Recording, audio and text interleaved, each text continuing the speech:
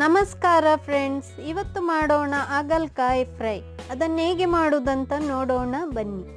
ಈಗ ಅದಕ್ಕೆ ಬೇಕಾದ ಸಾಮಾನನ್ನು ನೋಡೋಣ. ಹಾಗಲಕಾಯಿ 2, ಕಾಯಿ ಮೆಣಸು 2, 1/4 ಚಮಚ ಮೆಣಸಿನ ಹುಡಿ, ಅರಶಿನ ಹುಡಿ 1/4 ಚಮಚ, 1 ಕಡ್ಡಿ ಕರಿಬೇವಿನ ಸೊಪ್ಪು. ಈಗ ಒಂದು ಬಾಣಲೆಗೆ ಎಣ್ಣೆ ಹಾಕಿ ಅದಕ್ಕೆ ಹಾಕ್ತಾ ಇದ್ದೇನೆ ಕರಿಬೇವಿನ ಸೊಪ್ಪು. ಕರಿಬೇವಿನ ಸೊಪ್ಪು ಬಾಡುವವರೆಗೂ ಅದನ್ನು ಹುರಿಯಬೇಕು.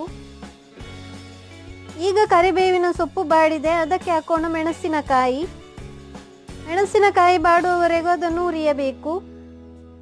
ಮೆಣಸಿನಕಾಯಿ ಬಾಡಿದ ನಂತರ ಅದಕ್ಕೆ ಹಾಕೋಣ ಹಾಗಲಕಾಯಿ.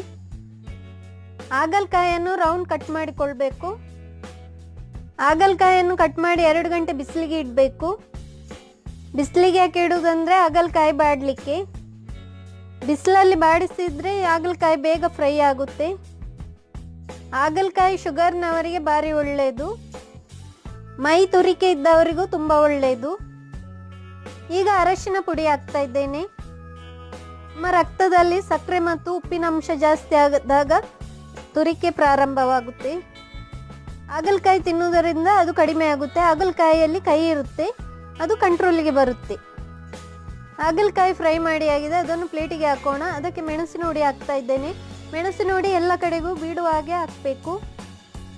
ಈಗ ಅದಕ್ಕೆ ಉಪ್ಪು ಹಾಕ್ತಾ ಇದ್ದೇನೆ. ಉಪ್ಪು ಸ್ವಲ್ಪ ಹಾಕಿದರೆ ಸಾಕು. ಈಗ ಅದನ್ನೆಲ್ಲ ಚೆನ್ನಾಗಿ ಮಿಕ್ಸ್ ಮಾಡೋಣ. ಹಾಗಲಕಾಯಿ ಫ್ರೈ ಈಗ ರೆಡಿಯಾಗಿದೆ. ಹೇಗೆ ಉಂಟಂತ ಕಮೆಂಟ್ ಮಾಡಿ ತಿಳಿಸಿ. ನನ್ನ ಚಾನೆಲನ್ನು ಸಬ್ಸ್ಕ್ರೈಬ್ ಮಾಡಲು ಮರೆಯದಿರಿ. Thank you.